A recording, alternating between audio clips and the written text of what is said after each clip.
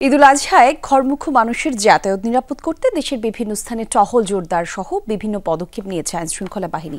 দুপুরে রংপুর মহানগরীর মডার্ন মোড় পুলিশ সাব কন্ট্রোল রুম এবং র্যাপিড সাপোর্ট সেন্টার উদ্বোধন করেন পুলিশ কমিশনার মজিদ আলী। গ্লিটারের টুইন লেমন ও অ্যান্টিব্যাকটেরিয়াল ফর্মুলা বাসনকে চকচকে জীবাণুমুক্ত করে আমাদের দেয় গ্লিটার গ্যারান্টি। এরপর পুরো মডার্ন মোড় রোড ঘুরে দেখেন তিনি, বলেন ঘরমুখো মানুষের যাত্রা নির্বিঘ্ন করতেই এমন পদক্ষেপ।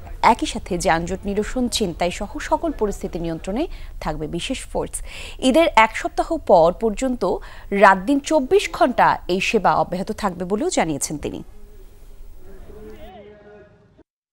নগরবাসীকে স্বস্তি শান্তি দেওয়ার জন্য আমাদের যখন আইনের ক্ষেত্রে কঠোর হওয়া দরকার আমরা তখন কঠোর হব। এদিকে সকাল থেকে ভোলার ইলিশা, নাজিরাপুর, চৌমুহনী সহ গুরুত্বপূর্ণ লঞ্চ এবং ফেরিঘাটগুলোতে টহল, জনসচেতনামূলক মাইকিং এবং নৌযানে তল্লাশি করছে কোস্টগার্ড দক্ষিণ জোনের সদস্যরা। ঈদকে ঘিরে নৌপথের যাত্রায় দুষ্কৃতিকারীরা যেন কোনো ধরনের নাশকতামূলক কর্মকাণ্ড ঘটাতে না পারে, সেজন্য কোস্টগার্ডের এই তৎপরতা।